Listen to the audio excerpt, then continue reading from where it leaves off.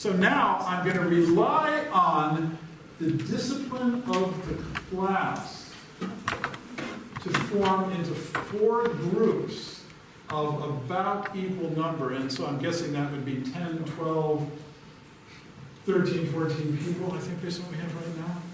Say 12 to 14. 4 groups in the 4 corners of the room. 1 group here, there, and here. Take your stuff with you. We're going to do a whole group activity on resolving a difficult issue. So go ahead and move.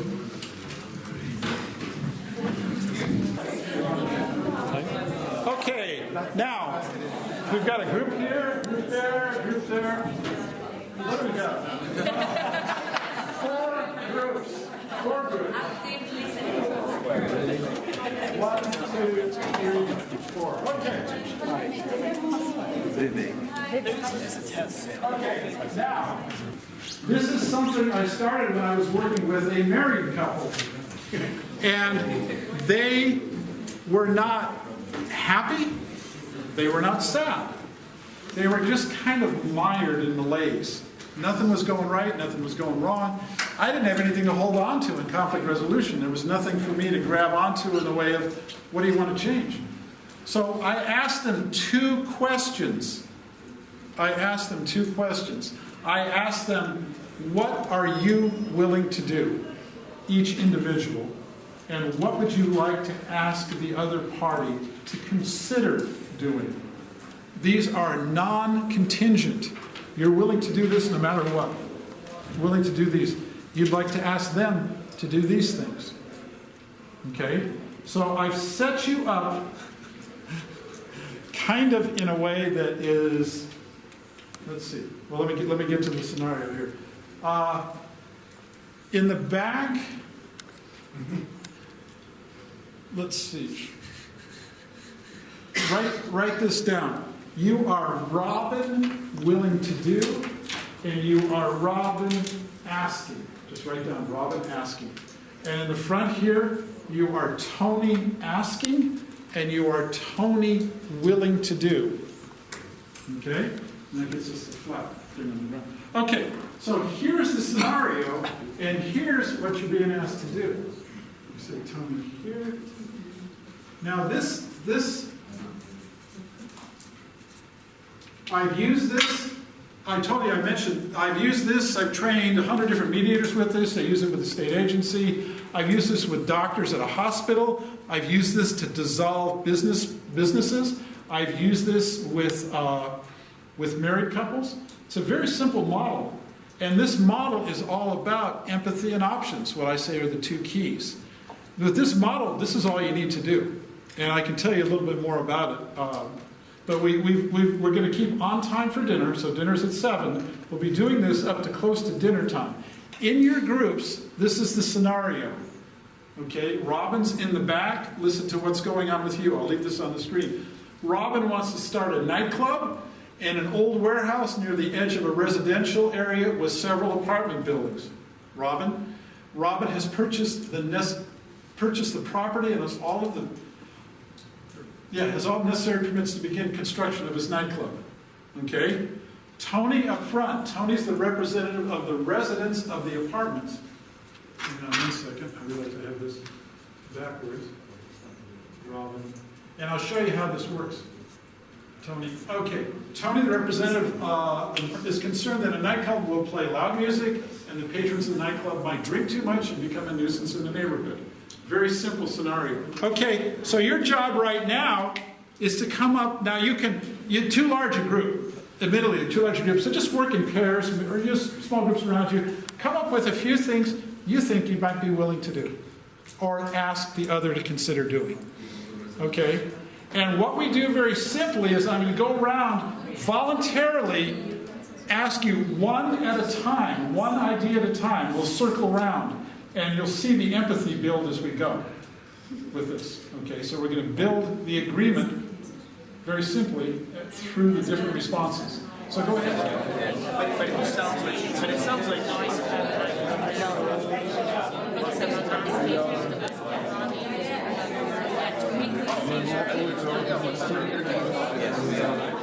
like sacrifices for the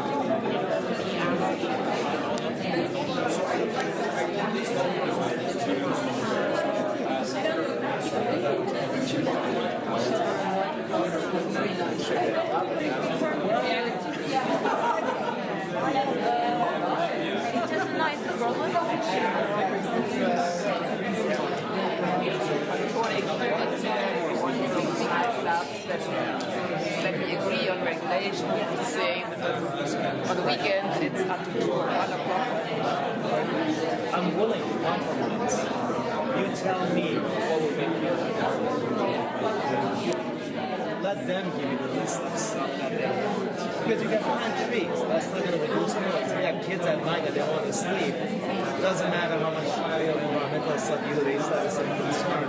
But you tell them, they may say that, you know, I don't know, nightclubs close at 3 a.m. Things like that. And then in exchange for them investing and doing things that you ask, you're going to be willing to do something for them. And what could that be? So we're in the position of what are we willing to do? As long as. I'm willing to accept as long as. Oh, yeah, but wait a minute. That's not conditional. But I'm not sure regardless. Yes, exactly. So Yeah. So she was saying, Tony would be willing to have community meetings to talk about. Exactly. To convince the community to discuss and consult with the community about the problem, right? Yeah. How they could work together. Maybe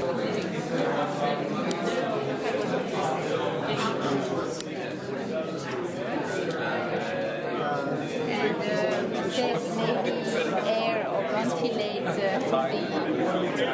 worries and the people when they are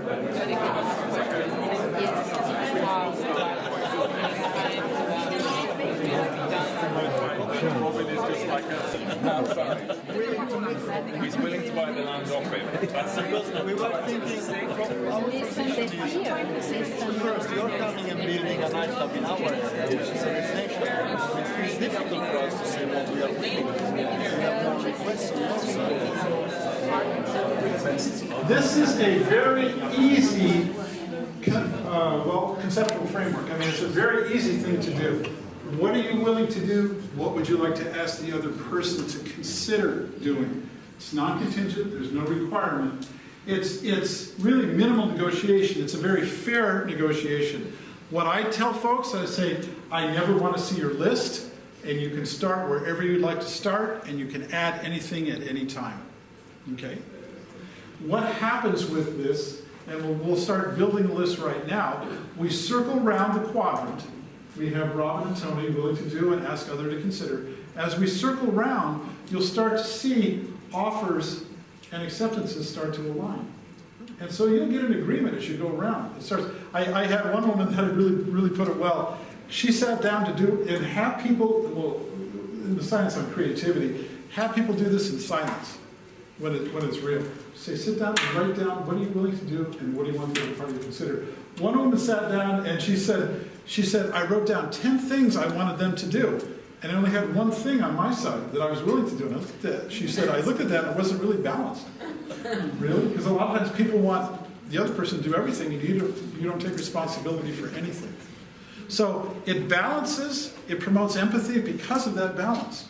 Because there are both parties in any situation, all parties in any situation have obligations. Now there are ways to do this with groups too, but this is what I specifically teach when you have two people. And from a marital standpoint, if you want to sit down with a married couple and just have them reflect, what are you willing to do? What do you want the other party to consider in this situation? So let's go around and see how the list grows. We'll build the list, and again, we'll be out of here on time for dinner. Robin, I'm going to begin by asking Robin, willing to do in the back? So, nice and loud, and let's go with a different person every time. Robin, in the back, one thing willing to do. Robin, willing to do what? Nice and loud. Is to sit down with Tony and together find creative projects to add value to our neighborhood. So I'm willing to listen to the needs of the neighborhood and contribute to the betterment of our community. For instance, Okay, I'm going to stop you there. No, don't solve the whole thing with the first option, okay? No, but just, okay, I'm going to put down find creative projects. That's fine. Tony, what are you willing to do? together, just add together. Together. Okay, well, okay, but it's non-contingent. Remember, there's no requirement the other party do this. Okay, Organize a meeting with the residents. okay, organize a resident meeting. Okay, and then,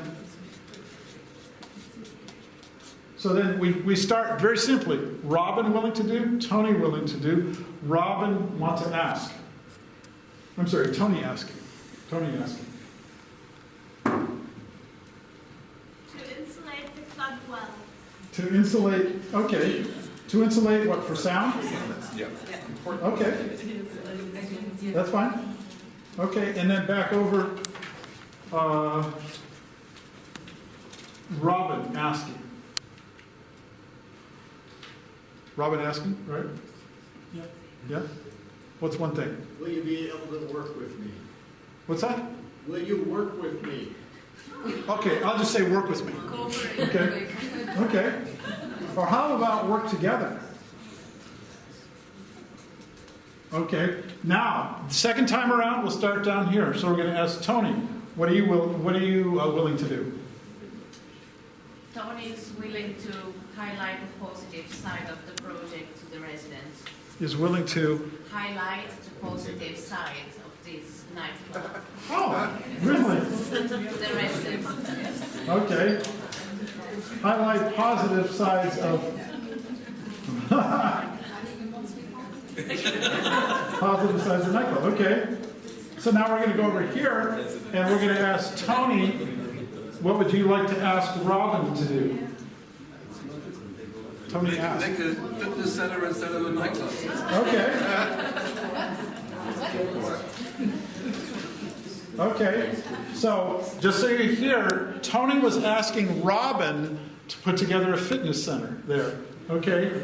Robin, what are you willing to ask, or what do you want to ask Tony to do? Will the residents... Oh, wait, did I get that wrong? Tony, wait a second. Tony asked. Robin asked. Yeah. Robin asked, yeah, okay. Will the residents be open to be part of the program of the club, organizing something for the community in the club? Okay, community activities in the club.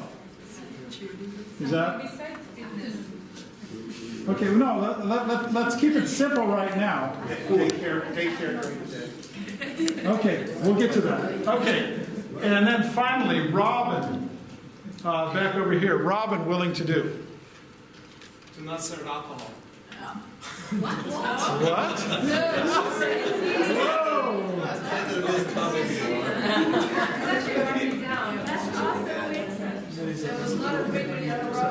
Okay. Okay. Third time around, we're going to ask Tony, what would you like to ask Robin to do? So Tony asked, what's one thing you would like to ask Robin to do? To avoid noise outside the club. Okay, to limit noise outside? Okay. Now, keep in mind, on the asks, what will happen is on the asks, people will start to respond to those as we go around. You have to go around a few times, but if somebody asks community activities in the club, we may start to see a response along those lines. Or to insulate for some, we'll start to see a response there. So 3 there, 3 up here. Robin, what would you like to ask? Robin, ask. Would you like to profit share with me? Okay. Yeah. Okay. And then finally, or no, next, Robin Willing. Robin Willing. We said, for example, not let people talk outside after a certain hour. Okay. So Robin's willing to limit outside activity? after, do you want to limit outside activity after certain time, we could say? We could deal with, okay. And then Tony Willing. Tony Willing. I'm willing to buy the land from you. Oh!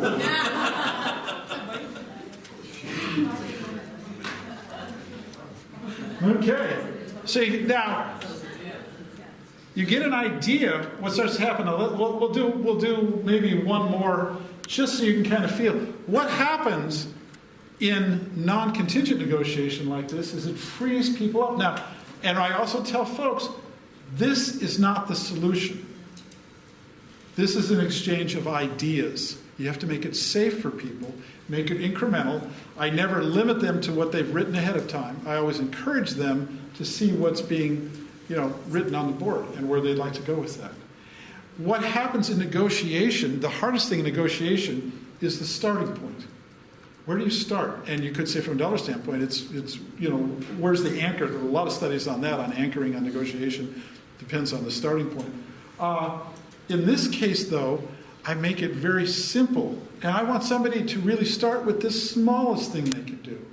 But you're starting with something you can do. You're starting that process. And you're starting it in a way, again, that's very, and as you go through and do this, we'll start to see, let's see. Okay, well, right here we have a match. Limit noise outside, and we have, say, limit outside activity. Okay. Profit share and buy land. I don't know if that quite comes together yet, but that's an interesting idea. Buy the land. Okay, so we've done 1, 2, 3. Let's do one more over here. 4. And let's ask Robin. Robin, ask. What do you want to ask? Let's see, 1, 2, 3. Yeah, Robin, ask. Back here. Would you consider us double glazing all your properties? What does that? You mean glass? You mean insulation? Soundproof for the windows of the apartments. Double glazed glass. Now, this always, no. In this activity, when we do it in this larger group, we get a real variety of responses. Okay? And that's great. That's great. But it reflects more than just a single individual's response. Okay, 4, Robin Willing. Robin Willing? I'm going to have alternative uses of the warehouse during the day, like the library or a gym. By alternative uses? By alternative uses of the warehouse during the day. Right, okay. Full dollar-shaped classes. Okay. And then finally, Tony Willing. We're willing to create a neighborhood watch program to control for drunks. Oh, but you're not serving alcohol. What do you mean? Okay. So a neighborhood watch program. Now, and a daytime anti-alcohol class. Okay, Tony asked. Last one. Tony asked. Offering additional security and maybe a service to drive people away from the place after the party. Oh. Designated driver type thing? Yeah, it's free transport. Yeah, it's a free transport service kind of thing. Okay, drivers for drunks, that type of thing? Help them download Uber. Okay. Drivers for patrons, I'll say, that sounds nice. Okay, so you get an idea, I just want you to get an idea of how this works, how you'll start to see natural incremental agreements. Again, the two things that are key are the offer and the acceptance. Obviously, if you start small, people will feel more comfortable in continuing negotiation. You build it incrementally as you grow. I've used this example in Chinese classrooms, and what's really interesting that every time what happens, it starts out, well, you've got to double insulate, and you've got to put out more security, and you've got to do all this, and the neighbors, we need to put up fencing, and we need to put up, and then somebody will say, well, what do we do about parking? And say, well, we could have a shared parking lot, I suppose. What about traffic? What about gridlock? What about security? What about What about multi-use for this? Well, we could do that. What about making this into a community center, like we heard the suggestion up here? Well, yeah, we could do that. What if we were to offer this as more of an integrated part of our community? See, the narrow questions are, from Robin's standpoint, kind of how can he open a business? But the bigger questions become, how can our neighborhood be prosperous? How can we have a peaceful and secure neighborhood? And when you get to those bigger questions, you have more choices. Okay, that's the other part of this. But you need to allow the complete freedom of choice, and you need to listen to what people have to say. And this is, if someone says to limit the noise outside and limit outside activity, well, that's a form of at least hearing what was said. Remember, empathy. This is all about empathy and options. Okay? It looks simple on the outside, but if you try it in real life, it works really well. And it's a reflective model. The other key to this, though, what I always have people do is sit in silence. Just have a seat. I'll give you 15 minutes. Write down, really think about the situation. Write down what you're willing to do and what you'd like to ask the other party to consider doing. But you're not bound by those. You're not limited to those ideas.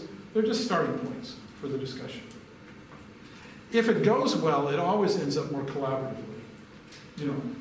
Willing to buy land, or it could be willing to share the land, willing to purchase, work with you to co-develop the property. It could end in many different ways, but it takes it outside of the narrow choices that began the process.